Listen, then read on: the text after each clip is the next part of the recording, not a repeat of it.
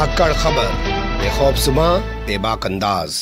धाकड़ खबर के news room से मैं आपके साथ हूं अकरम रईस खान। पिछले 10-15 दिन से मध्य प्रदेश को जो जलाने की सुलगाने की कोशिश की जा रही है वो सिलसिला चलते चलते अब नाथूराम गोडसे तक पहुंच चुका है। नाथूराम गोडसे वही हत्यारा जिसने राष्ट्रपिता महात्मा गांधी की दिल्ली के जो आज गांधी स्मृति भवन है ना, बिरला भवन हुआ करता था, वहां पे गोली मारकर हत्या कर दी थी। 30 जनवरी 1948 की वो शाम थी जब इस वारदात को अंजाम दिया गया था। इस आरोप में इस हत्यारे को फांसी की सजा दे दी गई थी, लेकिन इस हत्यारे को बहुत सारे लोग शहीद, देशभक्त, पता नहीं क्या क्या मानते हैं। 30 जनवरी करीब आ रही है। आज 11 जनवरी जब मैं आपके सामने खबर रख रहा हूं तो फिर से एक बार गुणगान शुरू कर दिया गया है नाथूराम गोडसे का। लेकिन नाथूराम गोडसे की वो तस्वीर जो उभरी है मध्य प्रदेश के ग्वालियर से, वो मैं आपके सामने रखूं। क्या नया हुआ ये आपको बताऊं, उससे पहले आपको गौर करना चाहिए फिलहाल मध्य प्रदेश की स्थिति पर।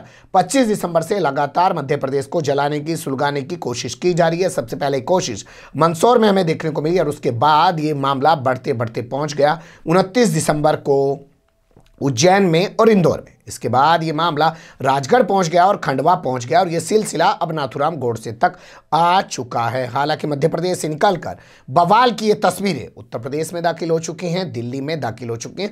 कल धाकड़ खबर ने आपको बताया था कि कैसे चीजें आगे बढ़ रही हैं, लेकिन अभी फिलहाल चलते हैं जो मध्य प्रदेश के ग्वालियर से तस्वीर आ रही है। मध्य प्रदेश के ग्वालियर में कल 10 जनवरी के दिन को विश्व हिंदू दिवस के तौर पर मनाया गया। विश्व हिंदू दिवस, अंतर्राष्ट्रीय हिंदू डे के तौर पर मनाया गया। उस दौरान नाथूराम गोडसे ज्ञानशाला की स्थापना की गई। जी हां, नाथूराम गोडसे ज्ञानशाला की स्थापना की गई, जिसमें बताया जा रहा है कि इस ज्ञानशाला के अंदर नाथूराम गोडसे के बारे में युवाओं को पढ़ाया जाएगा, बताया जाएगा कि उन्होंने किस तरीके से अखंड भारत को बचाने की कोशिश की और अखंड भारत के लिए जिम्मेदार कांग्रेस और उनके नेता यानी कि राष्ट्रपिता महात्मा गांधी की हत्या कर दी, वध कर दिया। ये कोई गलत नहीं था। उन्होंने जो बलिदान दिया है वो देश हित में दिया है।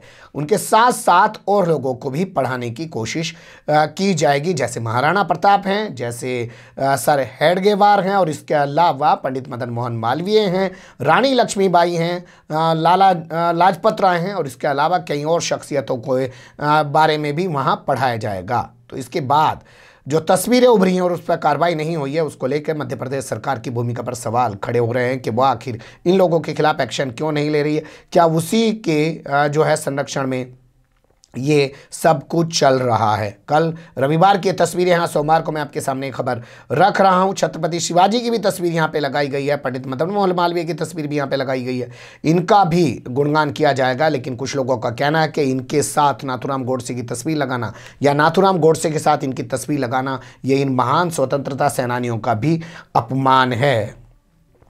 उसको लेकर कोई अभी एक्शन सरकार की तरफ से देखने को नहीं मिला है। लेकिन जो अखबार में खबर छपी है उसके मुताबिक बता देते हैं, जो इनके नेता हैं मिस्टर भारद्वाज, उपाध्यक्ष हैं राष्ट्रीय, उन्होंने कहा है कि देखिए नाथूराम गोडसे ने बलिदान दिया है और उसने देश की अखंडता को बचाने की बहुत कोशिश की है, लेकिन कांग्रेस की साजिशों के चलते देश खंडित हो गया और उस दौरान 5 लाख हिंदुओं का कत्ल कर दिया गया। इस तरीके की बातें उन्होंने की हैं और इसीलिए लोगों को ज़्यादा से ज़्यादा गोडसे के बारे में बताया जाना बेहद ज़रूरी है। ये इस तरीके की बात कह रहे हैं।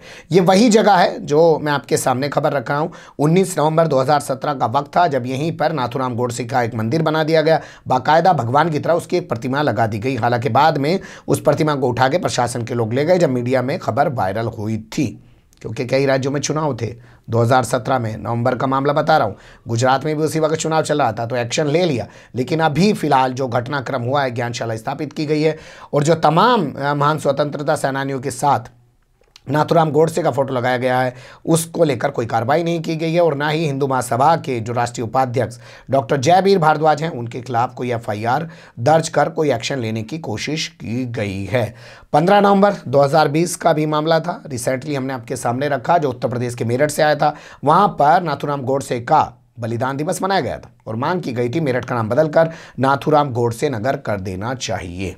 ये तस्वीर आप रूबरू हो चुके हैं इनसे।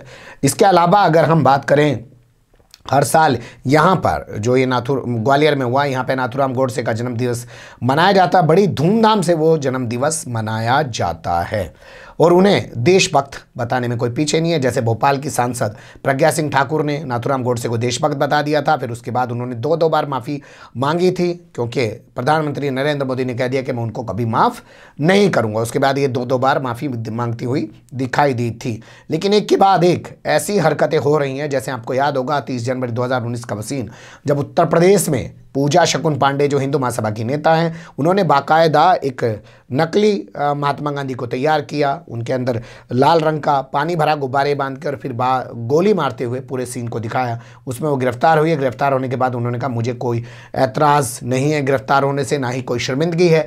मैं अगर नाथूराम गोडसे की जगह होती तो मैं इस बापू की हत्या कर देती। तो बापू के देश में नाथूराम गोडसे का जिस तरीके से गुणगान बढ़ता जा रहा है और सरकार कोई एक्शन नहीं ले रही है, ना ही मेरठ में कोई एक्शन लिया गया जो शहीदी दिवस मना रहे। यहाँ एक बात आप ध्यान रखिए कि जैसे जेएनयू को लेकर कहा जाता है कि अफजल हम शर्मिंदा हैं, तेरे कातिल जिंदा हैं, तो उन्हें टुकड़े टुकड़े गैंग बताया जाता है। लेकिन जिसने राष्ट्रपिता महात्मा गांधी की हत्या की उसका मंदिर बनाया जा रहा है, बलिदान दिवस मनाया जा रहा है, ज्ञानशाला स्थापित की जा रही है उसके नाम पर, उसको देशभक्त बताया जा रहा है, उन लोगों पर कोई कार्रवाई नहीं की जाती। अफजल गुरु की बात करने वालों पर फौरन कार्रवाई की मांग की जाती है।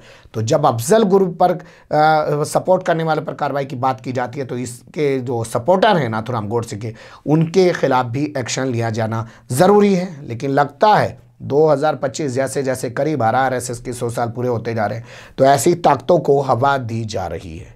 जैसे आप अमेरिका देखें, 49% वोट मिले आज भी हारने के बाद डोनाल्ड ट्रंप को। ये दिखाता है कि जो राइट विंग के दक्षिणपंथी लोग हैं, जब ये नेता बन जाते हैं, समाज में किस तरीके से दरार को खाई बना देते हैं, समाज को कैसे बांट देते हैं।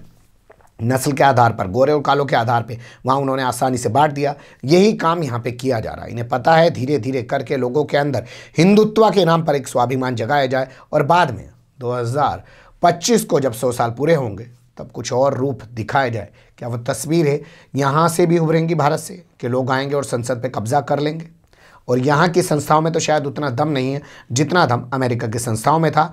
वहाँ एक पुलिस ऑफिसर वहाँ के राष्ट्रपति को कह सकता है you shut up mister Trump, हमें अपना काम करने दीजिए। और वहाँ की संस्थाएं कह सकती हैं कि इनको उठा के बाहर फेंक दीजिए, इनने हमें बदनाम कर दिया। और वहाँ की रिपब्लिकन पार्टी जो है वो कह सकती है कि हमने एक ऐसा नेता चुना जिसके चलते आज हमें शर्मिंदगी उठानी पड़ रही है पूरी दुनिया में। यहाँ कोई कह पाएगा या नहीं कह पाएगा, ये दूर का सवाल है। लेकिन अगर ऐसे हालात धीरे धीरे करके बनाए जा रहे हैं तो ये बहुत कुछ बयान कर रहे हैं। और दूसरे अहम चीज़ ये कि जैसे जैसे 30 जनवरी करीब आ रही है वैसे ऐसी चीज़ें उभर रही हैं और देश में किसान आंदोलन चल रहा है, उस दौरान ये सब हो रहा है, तो वहाँ भी बहुत कुछ सोचने को बाकी रह जाता है, गौर करने को बाकी रह जाता है। बने रहेगा धाकड़ खबर के साथ। फिलहाल कमेंट्स के रूप में आप लोग अपनी राय दे सकते हैं, खबर को लाइक कर सकते हैं, चैनल को सब्सक्राइब कर सकते हैं और ज़्यादा से ज़्यादा हमारी खबरों को शेयर कर सकते हैं। फिर ऐसे ही किसी सुलगते हुए या उलझते मुद्दे लेकर हम आपके सामने होंगे हाजिर। फिलहाल अभी हमें दे इजाज़त।